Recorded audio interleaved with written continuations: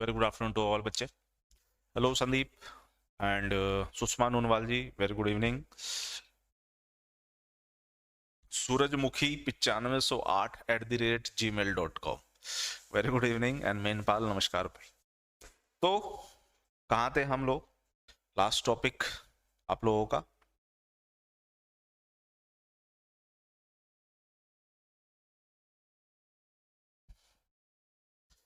हम यहाँ थे. भारत के राष्ट्रपति को मुझे बनाना था और भारत के राष्ट्रपति बनने के लिए जो मिनिमम रिक्वायरमेंट्स थी वो हम लोगों ने पूरी कर ली थी. अब हम बात करते हैं राष्ट्रपति का चुनाव जो होता है वो किस प्रक्रिया से होता है, उस पर बात करते हैं. क्योंकि सर्दी लग रही है इसलिए थोड़ा सा ग्लव्स पहन लेते भाई, जाटा गड़ा है. ठीक है, चलो. सर कैसे भारत का राष्ट्रपति बनेगा?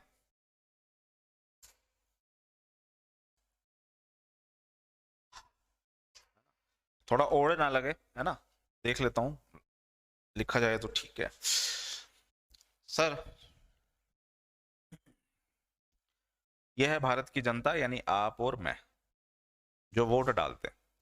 हम भारत के राष्ट्रपति का चुनाव, राम राम जी, करण जी, हम भारत के राष्ट्रपति का चुनाव कर रहे हैं. तो सर सबसे पहले तो ना मुझे दो लोगों को चुनना पड़ेगा. किन दो लोगों को? सर एक होगी लोकसभा और एक होगी विधानसभा. इन दोनों को चुनना पड़ेगा. लोकसभा और विधानसभा को चुनने के पीछे का जो सारा क्रेडिट जाता है वो भारत की जनता को जाएगा. अब लोकसभा और राज्यसभा के चुनाव में क्या जनता भाग लेती है? बिल्कुल लेती है. तो इसका मतलब ये दोनों के दोनों चुनाव कैसे हो जाएंगे? प्रत्यक्ष चुनाव हो जाएंगे.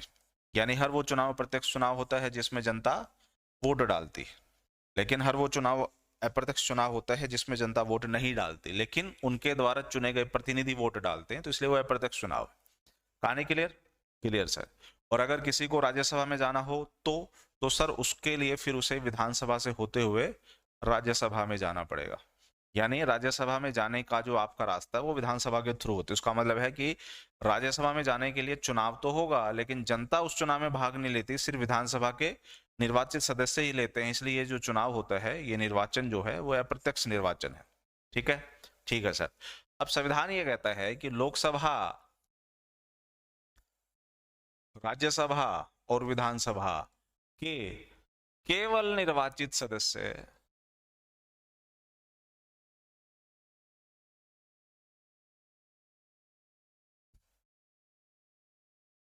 ही भारत के राष्ट्रपति के चुनाव में भाग लेते हैं.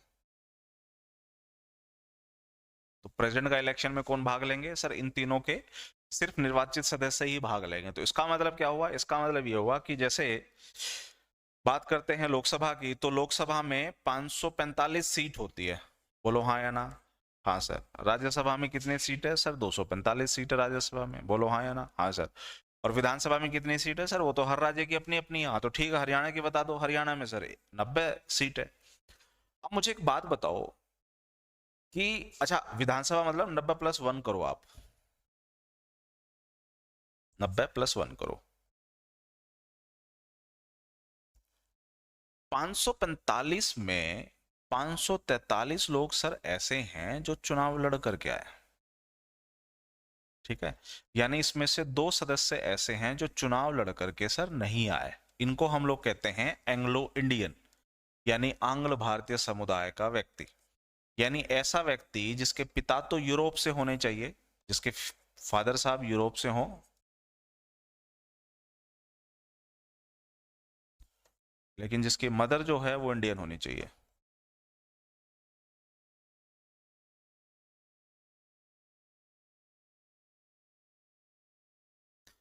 फादर यूरोप से हो सर, मदर इंडियन होनी चाहिए.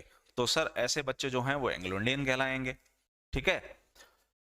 अब एंग्लो इंडियन नाम के साथ इसके साथ इंडियन शब्द का इस्तेमाल है, मतलब वो भारतीय ही है. आपके और मेरे जितना ही भारतीय. कहीं आप सोचोगे कि सर ये भारतीय कुछ हो रहे, नहीं. आप और मैं जितने भारतीय हैं वो भी उतना ही भारतीय. बस फर्क इतना है कि पिता की तरफ से वो यूरोप है. अच्छा यूरोप ही है.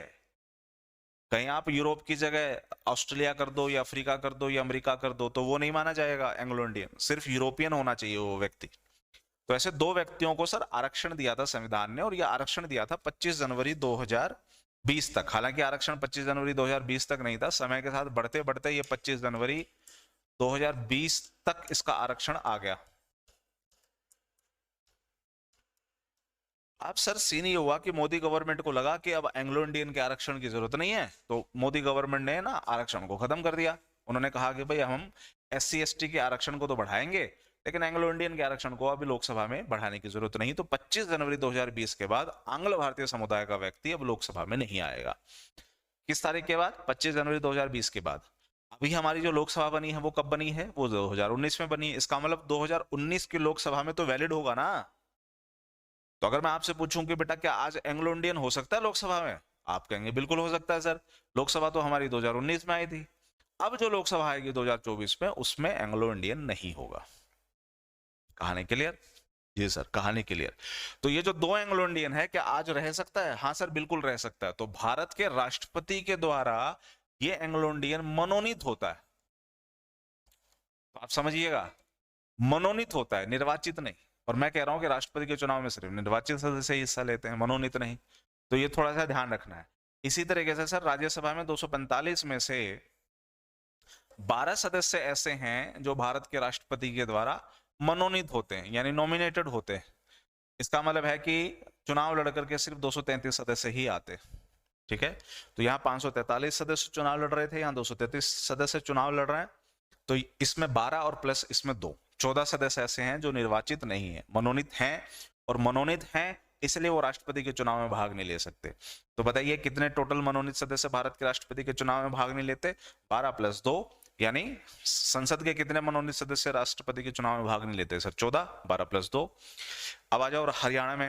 हरियाणा जैसे हर उस राज्य में जहां विधानसभा है, उस राज्य की जितनी भी सीट है उसमें +1 कर दो। +1 जो है वो एंग्लो इंडियन है। हरियाणा में एंग्लो इंडियन हो सकता है क्या? आप कहोगे सर बिल्कुल हो सकता है, क्योंकि हरियाणा की विधानसभा भी 25 जनवरी 2020 से पहले बनी है। इसलिए हरियाणा का राज्यपाल को अगर लगे कि एंग्लो इंडियन लाना चाहिए तो ले आया जा सकता है। क्या उत्तर प्रदेश में एंग्लो इंडियन हो सकता है क्या? आप कहेंगे नहीं सर, क्योंकि चुनाव तो 2022 में हुए थे, और 2022 में चुनाव हुए हैं, इसका मतलब है कि 25 जनवरी 2020 के बाद एंग्लो इंडियन नहीं होगा। तो इसका मतलब यूपी में कोई एंग्लो इंडियन अब नहीं होगा। कहानी खत्म, पैसा आ जाओ। आगे बढ़िए। भारत के राष्ट्रपति के चुनाव में कौन भाग लेता है? सर विधानसभा भाग लेती है। थोड़ा सा इसको पकड़ लो। क्या दिल्ली और पौंडीचेरी में विधानसभा है? आप कहोगे सर बिल्कुल है, दिल्ली और पौंडीचेरी में विधानसभा है। तो क्या दिल्ली और पौंडीचेरी की विधानसभा भारत के राष्ट्रपति के चुनाव में भाग लेती है? सर विधानसभा है तो चुनाव में भाग भी लेना चाहिए। क्या दिल्ली और पौंडीचेरी में विधानसभा सर शुरू से है? नहीं भाई, शुरू से नहीं है। दरअसल भारत के संविधान में एक संशोधन हुआ था जिसका नंबर है 17th कॉन्स्टिट्यूशनल अमेंडमेंट एक्ट 1992। इसके तहत हम लोगों ने दिल्ली और पौंडीचेरी में विधानसभा बनाई। और दिल्ली और पौंडीचेरी में अगर हमने विधानसभा बनाई तो अब विधानसभा बनेगी, राष्ट्रपति के चुनाव में भाग लेंगे। क्योंकि ऐसा तो 1992 में हुआ था, और इन लोगों ने 1997 के प्रेसिडेंट इलेक्शन से भाग लेना शुरू किया।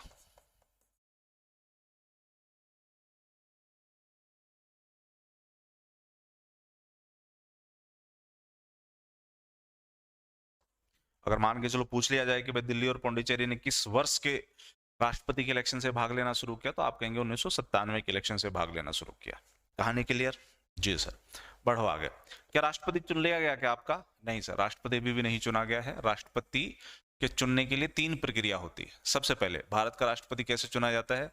सर भारत का राष्ट्रपति अप्रत्यक्ष रूप से चुना जाता है। ओके, भारत का राष्ट्रपति कैसे चुना जाता है? भारत का राष्ट्रपति आनुपातिक प्रतिनिधि प्रणाली के तहत चुना जाता है।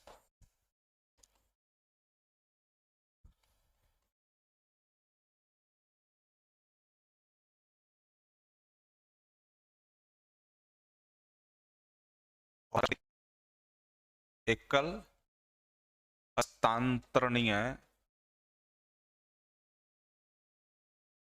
मत के तहत चुना जाता है।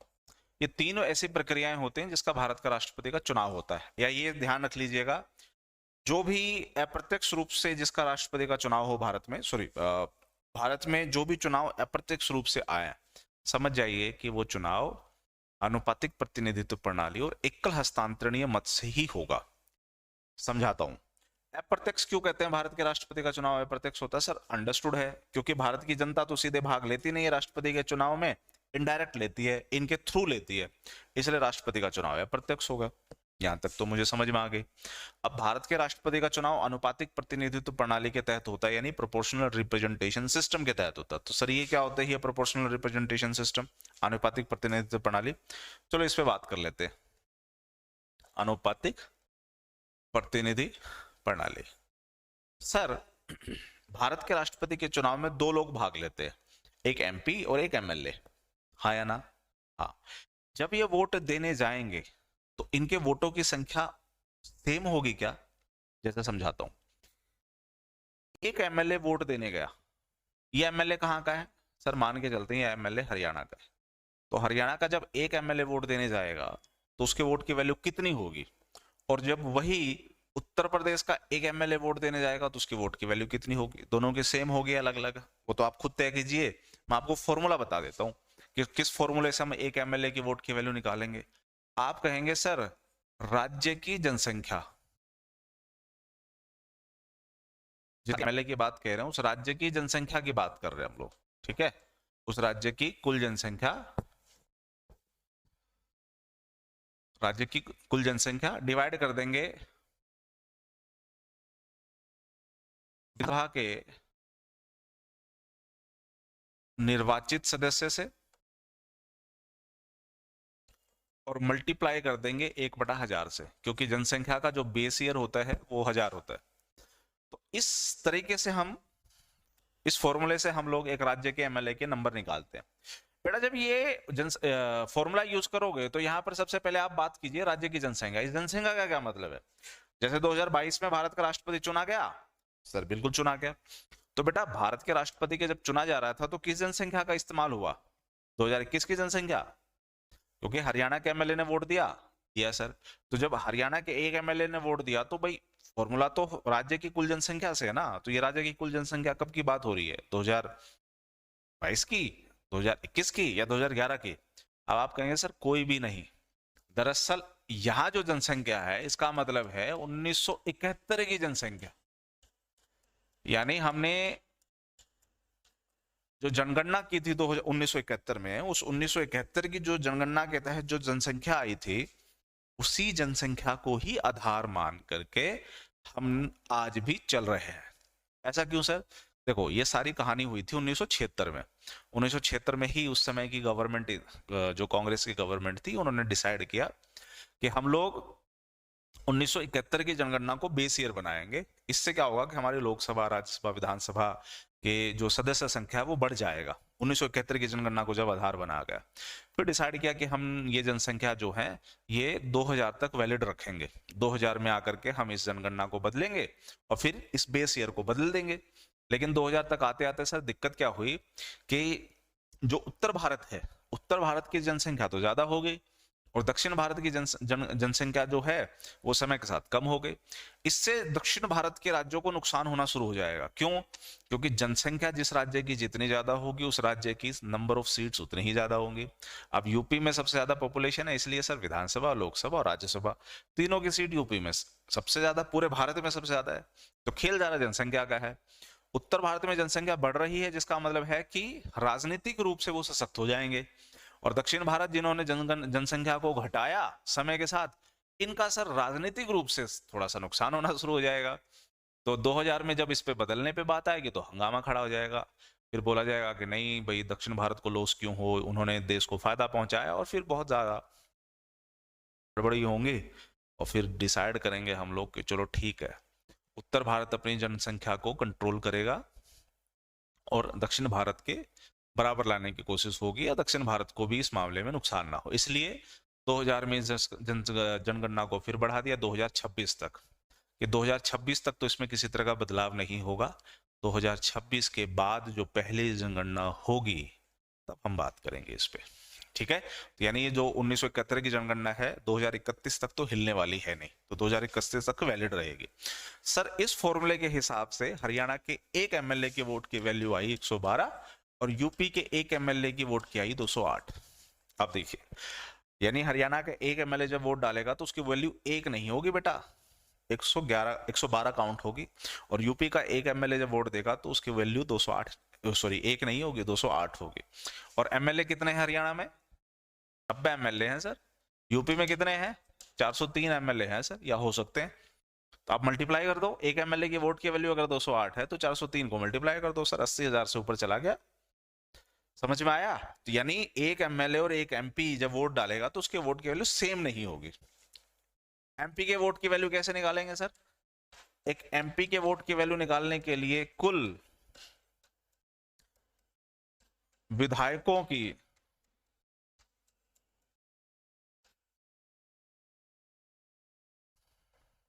वोटों की संख्या और डिवाइड में कर देंगे कुल निर्वाचित सांसदों की संख्या। तो इसमें देखिए निर्वाचित बोलना बहुत जरूरी है, मनोनीत की तो बात ही नहीं कहेंगे, कुल निर्वाचित सांसद। तो बेटा जब आप इसे डिवाइड करोगे ना तो आपको पता चलेगा कि ये नंबर लगभग 700 प्लस आता है। यानी इस बार जो राष्ट्रपति का चुनाव हुआ था उसमें जम्मू कश्मीर को हटा दिया गया था। Thank you so much Karan, thank you so much. उसमें सर जम्मू कश्मीर को हटा दिया था क्योंकि जम्मू कश्मीर में तो विधानसभा है नहीं फिलहाल के लिए, जम्मू कश्मीर में तो कोई एमएलए है नहीं, इसलिए उसको हटा दिया गया और इस वजह से 701 या 702 के आसपास जो है एक एमएलए एक एमपी के वोट की वैल्यू थी। लेकिन वही जब जम्मू कश्मीर था तो उस समय एक एमपी के वोट की वैल्यू हुआ करती थी 708। तो उसका मतलब है कि हरियाणा के एमपी की वैल्यू और यूपी के एमपी की वैल्यू सेम थी सर।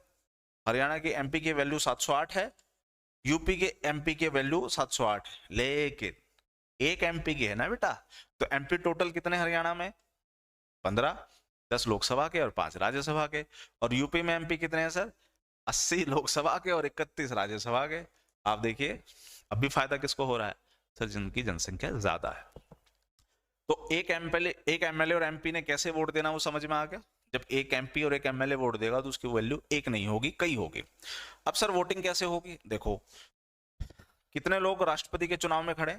मान के चलो सर 4 सदस्य भारत के राष्ट्रपति के चुनाव में खड़े, ठीक है। मैं कौन हूं? मैं एक एमपी हूं और मुझे वोट देना है। कैसे मैं वोट दूंगा सर? कुछ इस तरीके से वोट दूंगा। भाई मैं एक एमपी हूं, मैं मेरे पास है ना लेटर आ गया, उस लेटर में 4 लोगों का नाम था। ये ईवीएम मशीन की तरह वोट नहीं होगा, ध्यान रखा जाएगा। भारत के राष्ट्रपति का जो चुनाव होगा वो बहुत सीक्रेट होगा। भारत के राष्ट्रपति का चुनाव सीक्रेट होता है। मतलब सर, मतलब ये कि किसने किसको वोट दिया पता नहीं चलता। तो एक कागज मिलेगा सर और उस कागज में 4 नाम होंगे, जितने राष्ट्रपति कैंडिडेट खड़े हैं उतने नाम होंगे। मैं एक एमपी हूं या मैं एक एमएलए हूं, मैं वोट देने आऊंगा। कैसे देने आऊंगा भाई? इन चारों में से मेरा फेवरेट कैंडिडेट कौन है सर? ए आपका फेवरेट कैंडिडेट है तो मैं इसके सामने एक लिख दूंगा बेटा, ठीक है। फिर कौन है मेरा फेवरेट कैंडिडेट? सर मेरा फेवरेट कैंडिडेट फिर बी है, फिर सेकंड लिख दूंगा। अब देखो कंपलसरी है सिर्फ 2 वोट डालना। मैं कितने वोट डाल सकता हूं? मैं उतने वोट डाल सकता हूं जितने नंबर ऑफ कैंडिडेट खड़े हैं। कितने नंबर ऑफ कैंडिडेट खड़े हैं यहाँ पे? 4। तो मैं 4 वोट डाल सकता हूं। कंपलसरी कितना है वोट डालना? 2। मतलब तीसरा चौथा डालू तो ठीक है, नहीं डालू तो भी ठीक है। मान के चलो मेरी अंतरात्मा की गवाही देती है, मैं बुलाता हूँ हाँ भाई चलो 1 2 3 और 4। मैंने इस तरीके से क्या किया? प्रेफरेंस दे दिया। अब देखो आप और मैं प्रेफरेंस में वोट डालते हैं क्या? नहीं, हमें जो पसंद है हम सिर्फ वही बात करते। वो गाना ना, जो तुमको हो पसंद वही बात करेंगे, तुम कहो दिन को रात तो हम रात कहेंगे, है ना। तो बस कुछ वैसा ही है। प्रत्यक्ष चुनाव में तो ऐसा होता है, लेकिन अप्रत्यक्ष चुनाव में ऐसा नहीं होता। जितने कैंडिडेट खड़े हैं उतने ही वोट डाले जा सकते हैं। अब सर अगला कैंडिडेट आएगा, अगला कैंडिडेट कहेगा नहीं यार ए तो ना मेरा फेवरेट नहीं है, ए को तो मैं चौथे नंबर पे रखता हूँ। उसके ने देखिए फिर नंबर जो है वो बदल दिए। अगला कैंडिडेट आएगा, बोला नहीं यार ये तो बड़ा गजब बंदा है, उसी को राष्ट्रपति होना चाहिए। फिर उस तरीके से इसने इस तरह से बोला। फिर और इस तरीके से सर नंबर ऑफ वोट्स पढ़ेंगे। कहानी क्लियर हुई? पढ़ते हैं आगे। सर मान के चलिए टोटल वोट पड़ गए 100, ठीक है। हम मान के चलते हैं टोटल वोट पड़ गए 100। इसमें कितने कैंडिडेट खड़े हैं? ए बी सी डी करके सर 4 कैंडिडेट खड़े हैं। 100 में से अब देखिएगा यहां पर आप देखिए कितने वोट पड़े हैं? 5। 5 में से कितने लोगों ने ए को फर्स्ट प्रेफरेंस में वोट दिया है? 3 लोगों ने। बोलो हाँ या ना। 5 लोगों ने वोट दिया, 5 में से 3 लोगों ने तो ए को ही फर्स्ट प्रेफरेंस में वोट दिया। इसी तरीके से 100 लोगों ने वोट दिया तो 100 लोगों ने ए को किस प्रेफरेंस में वोट देना है? यानी हम सबसे पहले देखेंगे कि फर्स्ट प्रेफरेंस में वोट किसको मिला है। तो सर 100 में से मान के चलिए कि 29, 30, 18 और 9 और 8 17 3, तो 30, 30 60 70 77 80 और 100। समझ में आ गया। तो sir A B C D को 29, 30, 18 और 23 करके सर वोट मिल गया। तो टोटल 100 वोट पड़े। 100 में से 29, 30, 18, 23 करके वोट पड़ गया। अगर बच्चे मैं आपसे ये पूछूं कि इनमें राष्ट्रपति कौन बनेगा, तो क्या आंसर करोगे? अब आप कहोगे सर जो 30 है ना वो राष्ट्रपति बनेगा। मैं कहूंगा नहीं बेटा, नहीं, क्योंकि राष्ट्रपति का जो चुनाव होता है ना वो अप्रत्यक्ष रूप से होता है।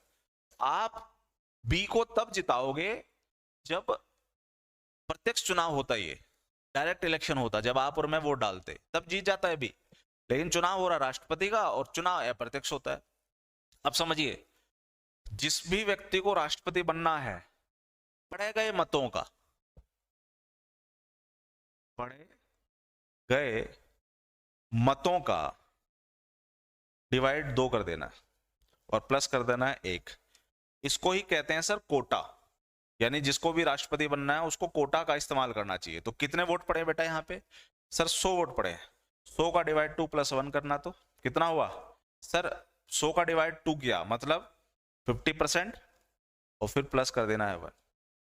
यानी जिसको भी भारत का राष्ट्रपति बनना है उससे पड़े गए मतों का डिवाइड 2 + 1, यानी 50% + 1 वोट लेना पड़ेगा तो ही वो राष्ट्रपति बनेगा। तो यही है कोटा सिस्टम। अब बताइए कि कौन जीत रहा है यहाँ पे? सर जिस हिसाब से आप बता रहे हो उस हिसाब से तो कोई नहीं जीत रहा, क्योंकि 50% + 1 का मतलब है 51। 51 लोग जो हैं जब किसी एक व्यक्ति को हाँ करेंगे तो ही वो राष्ट्रपति बनेगा, और 51 किसी ने कहा नहीं है तो इसका मतलब राष्ट्रपति कोई बनेगा नहीं। और सर यहीं से प्रक्रिया शुरू होगी एक, जिसको हम कहेंगे एकल हस्तांतरणीय मत। और एकल हस्तांतरणीय मत का इस्तेमाल कैसे होगा? सर इसमें जो सबसे कम नंबर ऑफ कैंडिडेट है, जिसको सबसे कम वोट मिला है, उसके वोट को ट्रांसफर किया जाएगा। कैसे? सी को कितने लोगों ने वोट दिया है? 18 लोगों ने। और किस प्रेफरेंस में वोट दिया है? सर फर्स्ट प्रेफरेंस में वोट दिया। तो यानी सी को 18 लोगों ने फर्स्ट प्रेफरेंस में वोट दिया। इन्हीं 18 लोगों ने सेकंड प्रेफरेंस में भी तो वोट दिया होगा ना, क्योंकि मैंने कहा था आपको कि कम से कम 2 प्रेफरेंस में तो वोट देने जरूरी है आपको, है कि नहीं? तो इन्हीं 18 लोगों ने सेकंड प्रेफरेंस में वोट तो दिया होगा। हाँ सर, तो इन 18 का सेकंड प्रेफरेंस ट्रांसफर होगा ए में, बी में और डी में। कितना होगा सर? इक्वल होगा? अरे नहीं यार, इक्वल कैसे होगा? 18 का मान के चलो कि 8 लोग ऐसे हैं जिन्होंने ए को सेकंड प्रेफरेंस में वोट दिया। 18 में से 5 ऐसे हैं जिसने बी को सेकंड प्रेफरेंस में वोट दिया, और 5 ऐसे हैं जिसने डी को दिया। तो 29 और 8 कितने हो गए बेटा? 37। 30 और 5 कितने हो गए? 35। ये तो खत्म ही कर दो। और 23 5 कितने हो गए? 28। जीत तो सर अभी भी कोई नहीं रहा, तो हम इस 28 वाले वोट को ट्रांसफर कर देंगे ए और बी में। अब इनमें जो भी 50% + 1 पे आ जाएगा सर वो भारत का राष्ट्रपति बन जाएगा। समझ में आ गया? यानी इन दोनों में ये जब वोट ट्रांसफर करेंगे, इनमें से जो भी बंदा 50% + 1 पे आ जाएगा सर वो भारत का राष्ट्रपति बन जाएगा। तो क्या सर किसी भी भारत के राष्ट्रपति को ऐसा हुआ है क्या जिसके मामले में एकल हस्तांतरणीय मत का इस्तेमाल हुआ हो? तो आप आंसर करेंगे सर एक राष्ट्रपति थे जिनका नाम था वराहगिरी वेंकटगिरी। साल है सर 1969। वराहगिरी वेंकटगिरी के केस में एकल हस्तांतरणीय मत का इस्तेमाल हुआ था। आज तक किसी भी राष्ट्रपति के मामले में इसका इस्तेमाल नहीं हुआ, सिर्फ और सिर्फ वराहगिरी वेंकटगिरी के मामले में इसका इस्तेमाल हुआ था। तो हमने बना दिया है बच्चे भारत का राष्ट्रपति। यहां तक किसी बच्चे को दिक्कत हो तो बताइए।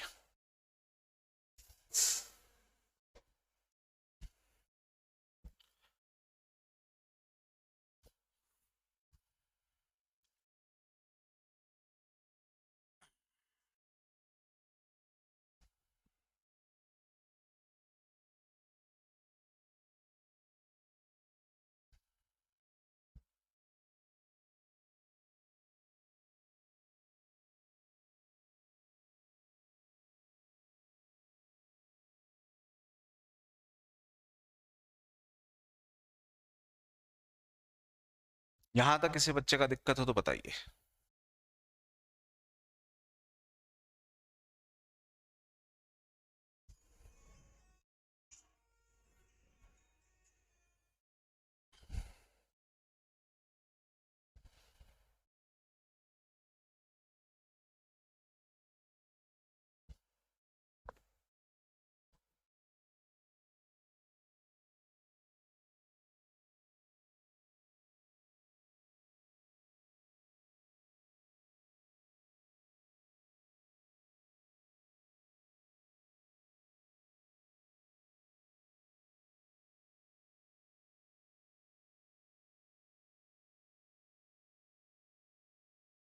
किसी को कोई डाउट नहीं है? चलो भैया, बहुत अच्छी बात है। ओके सर, बन गया राष्ट्रपति हमारा। अब तो बेटा, राष्ट्रपति बनने के बाद तो उसको हम शपथ दिलाएंगे ना। अब ये व्यक्ति बन गया भारत का राष्ट्रपति। अब इसको दिलाओ शपथ। तो भारत के संविधान के अनुच्छेद, आर्टिकल, अब देखिए आर्टिकल स्टार्ट हो रहे हैं, यानी अनुच्छेद स्टार्ट हो रहे हैं। भारतीय संविधान के अनुच्छेद नंबर 60 में सर ये बात बोली गई है कि भारत के राष्ट्रपति को, जो प्रेसिडेंट बन गया, उसको शपथ दिलाई जाएगी, और शपथ दिलाई जाएगी चीफ जस्टिस ऑफ इंडिया के द्वारा। और ये थोड़ा सा ध्यान रखेंगे कि जो भी चीफ जस्टिस ऑफ इंडिया बनेगा उसको शपथ कौन दिलाएगा? उसको शपथ भारत का राष्ट्रपति दिलाएगा। तो थोड़ा सा ये ध्यान रख लेना, यानी ये एक दूसरे को शपथ दिलाते। तो भारत का राष्ट्रपति दिलाता है प्रेसिडेंट को, और प्रेसिडेंट दिलाता है भारत के राष्ट्रपति को। ठीक है सर। जैसे ही शपथ लिया, शपथ लेने के साथ ही भारत के राष्ट्रपति का जो कार्यकाल है वो 5 साल के लिए उसे मिल जाता है। और ये ध्यान रखिएगा कि इसका कार्यकाल 5 वर्ष किस दिन से स्टार्ट होता है? जिस दिन से भारत के राष्ट्रपति का पद खाली होता है, या जिस दिन से उसकी कुर्सी पे वो बैठता है। बताइए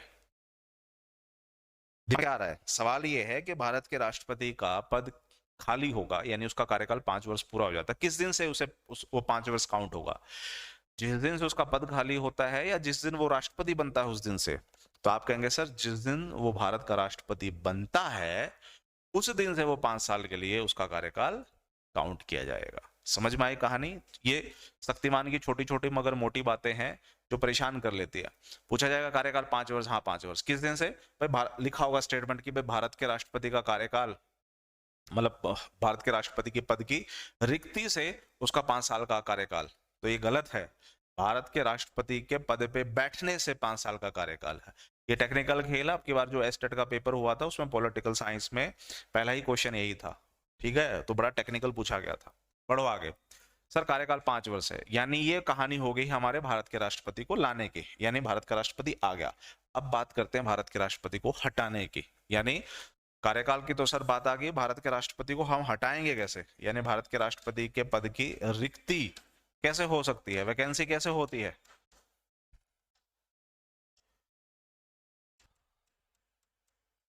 सर भारत के राष्ट्रपति की वैकेंसी में पहला पॉइंट तो हम ये कहेंगे कि वो अपना इस्तीफा दे दे तो पद खाली हो जाएगा। पहली कंडीशन है। दूसरी कंडीशन ये है कि अगर उस व्यक्ति के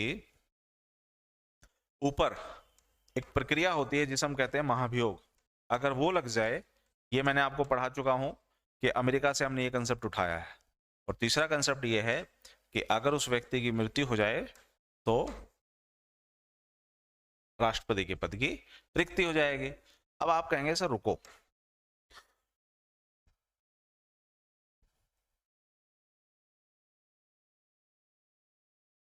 चलो, ये भारत के राष्ट्रपति, ये है सर भारत के उपराष्ट्रपति,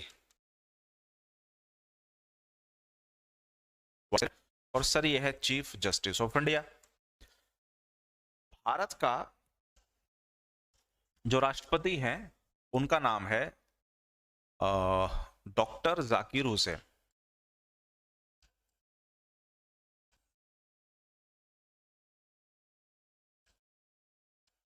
जो वाइस प्रेसिडेंट है उनका नाम है वराहगिरी वेंकट गिरी, तो वी गिरी।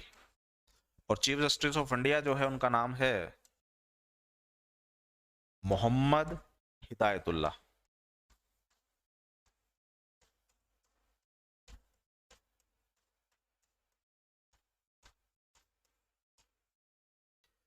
ये तीन लोग हैं भाई, प्रेसिडेंट है सर, वाइस प्रेसिडेंट है और चीफ जस्टिस ऑफ इंडिया है। ठीक है। साल है सर 1969। 1969 में क्या हुआ, डॉक्टर जाकिर हुसैन साहब जो हैं भारत के क्या हुआ करते थे, राष्ट्रपति, और इनकी हो गई है मृत्यु। और मैं ये कह रहा हूं कि चाहे इस्तीफा दे, चाहे महाभियोग हो, चाहे मृत्यु हो, तीनों ही सूरत में राष्ट्रपति का तो पद खाली होता है ना। और भारत में कोई भी पद खाली रह सकता है भाई, लेकिन एक पद खाली नहीं रहना चाहिए, और वो है भारत के राष्ट्रपति का खुद का पद। सारे पद खाली रह सकते हैं, प्रधानमंत्री नहीं है कोई दिक्कत नहीं है, लेकिन राष्ट्रपति नहीं है तो दिक्कत है। तो यानी राष्ट्रपति की कुर्सी खाली नहीं रहनी चाहिए। तो इनकी हो गई मृत्यु, कोई टेंशन नहीं है सर। भारत के संविधान में अनुच्छेद नंबर 65 में यह बात लिखी गई है कि जो भी उपराष्ट्रपति होगा वो राष्ट्रपति बन जाएगा। कब? जब राष्ट्रपति अगर अपनी कुर्सी पे ना हो। तो यानी वीवी गिरी साहब जो हैं 1969 में सर राष्ट्रपति बन गए। और ये ध्यान रखा जाए कि जब वाइस प्रेसिडेंट प्रेसिडेंट बना तो उस समय इसकी सैलरी, पावर्स, बेनिफिट्स, सब चीज उसकी वैसे ही मिलेगी जैसे राष्ट्रपति की होती है। यानी अभी से उपराष्ट्रपति की कोई चीज नहीं मिल रही, सारी चीज राष्ट्रपति की मिलेगी इसे, क्योंकि जो जब जिस पोस्ट पे बैठा है उसको बेनिफिट्स भी उसी पोस्ट के हिसाब से मिलेंगे। तो ये बन गया राष्ट्रपति, लेकिन परमानेंट नहीं, टेम्परेरी। क्योंकि संविधान क्या कहता है कि राष्ट्रपति के पद के खाली होने से 6 महीने के अंदर अंदर पद का भरा जाना अनिवार्य है।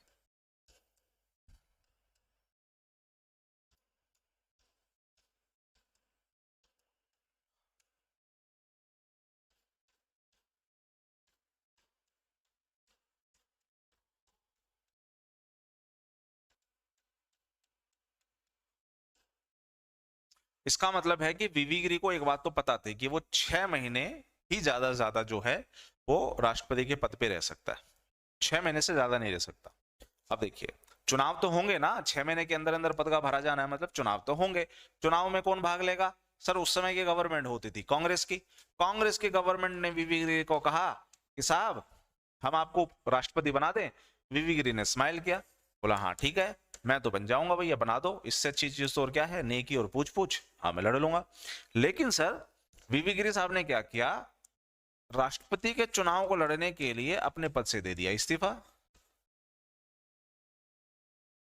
ओके, राष्ट्रपति ने, सॉरी, वीवी गिरी साहब ने राष्ट्रपति का चुनाव लड़ने के लिए सर अपने पद से दे दिया इस्तीफा। सर थोड़ा सा ना पीछे लेके चलो, हमें कुछ याद आया। आपने ये बताया था कि जिस व्यक्ति को राष्ट्रपति बनना है उस व्यक्ति के पास लाभ का पद नहीं होना चाहिए। और आपने बताया था कि प्रेसिडेंट, वाइस प्रेसिडेंट, चाहे केंद्र और राज्य के मंत्री हो और चाहे राज्यपाल हो, लाभ के पद में इनको काउंट नहीं किया जाएगा। मतलब अगर उपराष्ट्रपति अगर अपने पद पे है, पद पे रहते रहते अगर उसे राष्ट्रपति का चुनाव लड़ना है, वो लड़ सकता है। तो सर जब उपराष्ट्रपति ऐसा कर सकता है तो आपने फिर इसका इस्तीफा क्यों करवा दिया भाई? तो समझिएगा सर, वीवी गिरी जो है वो किसी अन्य पार्टी के सदस्य थे और वो उस पार्टी के थ्रू वाइस प्रेसिडेंट बने थे, और यहां प्रेसिडेंट बना रही है इसको कांग्रेस। तो कांग्रेस और इस अन्य पार्टी जो दूसरी पार्टी थी उसके साथ इनके कन्फ्लिक्ट थे, और वो पार्टी नहीं चाहती थी कि वीवी गिरी राष्ट्रपति के लिए चुनाव लड़े। और वीवी गिरी को तो वो कहते हैं ना कि लहू मुंह लग गया, भाई राष्ट्रपति बन गया, मजा जब आ ही गया तो सीधी सी बात है, मजा तो राष्ट्रपति बनने का है ना, प्रेसिडेंट बनने का थोड़ी मजा है। तो भाई जब अगर मुझे प्रेसिडेंट बनने का मौका मिला तो मैं तो बनूंगा, लेकिन क्योंकि मैं उपराष्ट्रपति उस पार्टी से था इसलिए इन्होंने क्या कहा, चल ठीक है भैया, क्योंकि मैं उपराष्ट्रपति तेरी पार्टी से था इसलिए मैं इस्तीफा दे देता हूं। लेकिन अगर इस्तीफा नहीं भी देते तब भी कोई बड़ी बात नहीं थी, इस्तीफा नहीं भी देते तब भी कोई बात, क्योंकि वो उपराष्ट्रपति रहते रहते राष्ट्रपति बन सकते थे, क्योंकि ये लाभ का पद नहीं माना जाएगा। लेकिन सर इन्होंने तो इस्तीफा दे दिया, अब क्या होगा? अब तो दोनों पद खाली हो गए। लेकिन थोड़ा सा पीछे चलो, भारत का राष्ट्रपति जब अपना इस्तीफा देगा तो किसको देगा? सर इस्तीफा देगा वाइस प्रेसिडेंट को। प्रेसिडेंट अपना इस्तीफा जो देगा वो देगा सर वाइस प्रेसिडेंट को, यह है वाइस प्रेसिडेंट।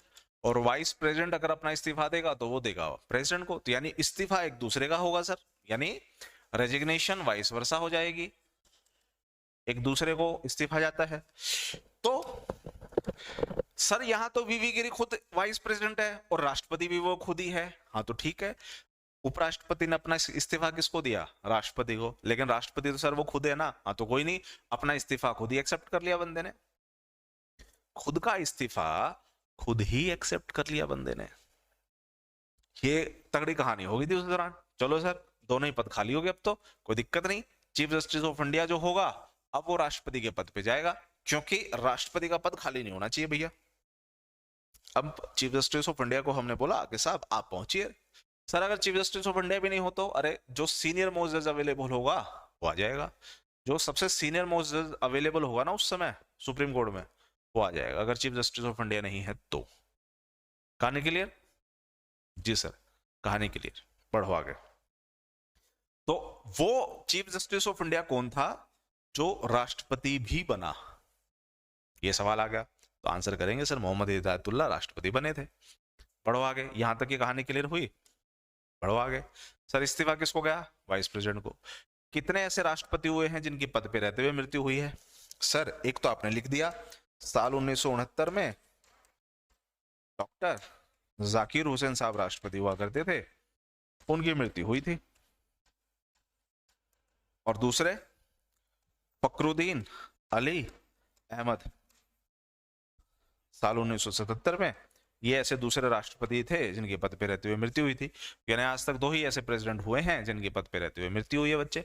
और आखिरी में महाभियोग। सर इस पूरी प्रक्रिया को यूनाइटेड स्टेट्स ऑफ अमेरिका से लाया गया है। पहली चीज, महाभियोग कैसे लगेगा इसका वर्णन संविधान के अनुच्छेद 61 में किया गया है। और महाभियोग क्यों लगेगा इसके लिए संविधान में लिखा गया है कि अगर वो संविधान का उल्लंघन करता है तो हम उसके खिलाफ महाभियोग की प्रक्रिया को स्टार्ट कर सकते हैं। तो सर एक बात बताइए, संविधान का उल्लंघन किसे मानेंगे हम? बेटा ये तो संविधान में नहीं लिखा। तो सर इस हिसाब से तो संविधान का उल्लंघन कुछ भी माना जा सकता है अगर संविधान में नहीं लिखा तो। बंदा छींक मारे संविधान में, मतलब राष्ट्रपति अपनी कुर्सी पे बैठा है और वहां बैठे बैठे है ना वो छींक मार दे, तो सर संविधान का उल्लंघन मान लिया जाएगा? भाई इनके हिसाब से तो मान लिया जाएगा। सर अगर वो किसी बच्चे की टॉफी ले ले संविधान का उल्लंघन हो जाएगा। अगर सर वो किसी पार्टी में आना था यानी किसी मीटिंग में आना था, वो नहीं आया, तो क्या संविधान का उल्लंघन मान लिया जा सकता? मान लिया जाएगा। भाई संविधान का उल्लंघन लिखा तो है ही नहीं आपने, हम तो फिर किसी को भी संविधान का उल्लंघन मान लेंगे। तो सर तो भैया ये तो डिपेंड करता है ना उन लोगों के ऊपर जो इनके खिलाफ महाभियोग लाना चाहते हैं। चलो सर बात करते हैं महाभियोग कैसे लगेगा। महाभियोग की क्या प्रक्रिया है समझते हैं। अनुच्छेद 61 क्या कहता है? आप जिस भी व्यक्ति को हटाना चाहते हैं, यानी जिस राष्ट्रपति को आप महाभियोग के तहत हटाना चाहते हैं, तो उसके खिलाफ महाभियोग की प्रक्रिया एक सांसद स्टार्ट करेगा। ठीक है, अब ये सांसद कहां का है? सर सांसद लोकसभा का हो सकता है, तो ठीक है, लोकसभा का 1/4 सदस्यों का समर्थन चाहिए भैया। अगर लोकसभा के 1/4 सदस्य का समर्थन नहीं मिला तो आप इसके खिलाफ महाभियोग प्रस्ताव नहीं ला सकते। तो यह है महाभियोग प्रस्ताव। अगर सर 1/4 सदस्यों का समर्थन आ गया तो मतलब लोकसभा के 545 का 1/4 सदस्य निकाल लो, लगभग 132 पड़ता है। तो अगर 132 लोगों का समर्थन मिल गया तो बेटा ये बिल आ जाएगा लोकसभा में। मतलब अभी तक ये बिल आया नहीं है ना, लोकसभा में लाने के लिए 1/4 सदस्यों का समर्थन चाहिए। तो लो सर जी, लोकसभा के 1/4 सदस्यों का समर्थन मिल गया। तो जैसे ही स्पीकर ने एक्सेप्ट किया वैसे ही स्पीकर ने राष्ट्रपति को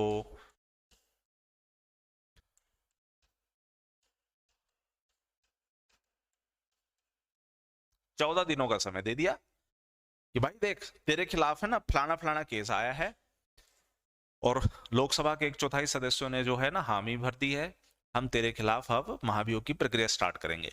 लेकिन अब हम ये चाहते हैं कि जो आरोप आप पे लगे हैं उसके मामले में आप क्या कहना चाहते हैं, आप अपनी बात भी रखिए। फिर सर 14 दिन के बाद लोकसभा के सामने राष्ट्रपति मौजूद होगा और राष्ट्रपति फिर बताएगा जो भी इस पे आरोप लगे होंगे, उस आरोप के ऊपर अपनी बात को स्पष्ट करेगा। स्पष्ट करने के बाद अगर लोकसभा को लगता है कि यार सही बंदा है, सही काम किया है, इसने कुछ गलत नहीं किया है, तो महाभियोग प्रस्ताव खत्म। ठीक है, लेकिन सर अगर वो लोकसभा सेटिस्फाई नहीं हुई तो सर लोकसभा के कुल सदस्यों का 2/3 से इस प्रस्ताव को पास कर दिया जाएगा। देखिए, लाने के लिए समर्थन,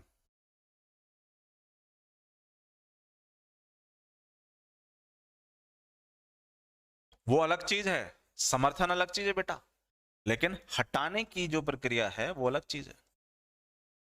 हटाने के लिए बहुमत, और सर संविधान में इसी बहुमत को आर्टिकल 61 में क्या बोला गया है कि भारत का राष्ट्रपति विशेष बहुमत के द्वारा ही हटाया जाएगा, जिसे आप लोग स्पेशल मेजोरिटी कहते हैं। सर ऐसा क्यों? स्पेशल मेजोरिटी का क्या मतलब है बेटा? ये स्पेशल मेजोरिटी का मतलब है टोटल स्ट्रेंथ का 2/3। सर टोटल ये एब्सोल्यूट ये स्पेशल मेजोरिटी क्यों ली गई? देखो, भारत का राष्ट्रपति संविधान का प्रमुख, वो व्यक्ति अगर कोई भी ऐसा काम कर देता है जिसकी वजह से उसे महाभियोग किया जाए, तो अगर वो महाभियोग से हटा दिया गया तो वो बंदा हो सकता है मुंह दिखाने लायक ना रहे। और इतने प्रतिष्ठित पद पे, इतने बड़े अच्छे पद पे रह करके अगर कोई व्यक्ति इस तरह का काम करता है तो सीरियसली ये अच्छी चीज नहीं है। तो क्या करें? प्रतिष्ठित व्यक्ति अगर ऐसा काम करे तो क्या करे बच्चे? तो उसको हटाने की प्रक्रिया को डिफिकल्ट कर दो, आसान मत करो, क्योंकि आप भारत के राष्ट्रपति की बात कर रहे हैं, तो इसलिए प्रक्रिया को डिफिकल्ट करो। डिफिकल्ट कर दिया सर, लोकसभा का 2/3, मतलब बीजेपी वाले भी अगर सारे मिलकर के हटाना चाहें तो नहीं हटा सकते। कैसे? 545 का 2/3 निकालोगे तो कितना आएगा? 545, यानी 1090, और 1090 बटे में 3, तो 3 तिया 9, 3 6 18, 3 तिया 9, 3 तिया 9, 3 6 18, 3 तिया 9, लगभग 363 सदस्यों का हाँ होगा तो ही लोकसभा में बिल पास होगा। और आप बता, बीजेपी के पास कितनी सीट है? सर वही 310 320 के आसपास, खींच खाच करके 330 340 350 हो जाएंगे। लेकिन देखिए सर, 363 लोगों का हाँ करना जरूरी है, और वो तो तभी होगा जब दूसरी पार्टी इसका समर्थन करेंगे, और दूसरी पार्टी समर्थन ना करे तो राष्ट्रपति नहीं हटेगा। देखा, आप इतना आसान नहीं कर सकते भारत के राष्ट्रपति का हटाना, भाई ये प्रक्रिया बड़ी डिफिकल्ट है। ठीक है सर, लोकसभा ने पास कर दिया, भेजा जाएगा इसको कहाँ? इसको भेजा गया राज्यसभा के पास। तो डियर राज्यसभा, करो बिल पास।